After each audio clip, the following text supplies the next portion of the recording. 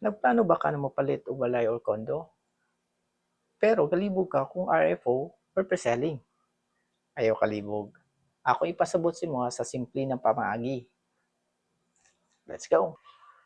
Ready for occupancy units o ginatawag nila na RFO. Mao kini ang mga unit na pwede na mabalhinan sama ini na nasa kong likod. Mubayad lang ka o required fees o pwede naman mo siya magamit. Dili na ka magulat o pila ka years para makamove.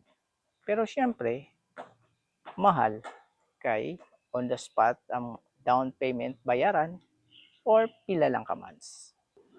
Pre-selling, mao kini ang ginatawag nila na ongoing construction or ongoing ang pagdevelop sa project sama ning nasa kong likod. Syempre, mas barato, naka-promo, na ay flexible payment terms. So, unsa ba ang maswak para kanimo? Comment RFO kung gusto ka mo dayon, pre-selling kung gusto ka makatipid. By the way, naadita karon sa Nara Park Residences. Kini na house and lot project is ready for occupancy na o RFO. Need details? Message me and I'll guide you. This is your property guide, Arnel.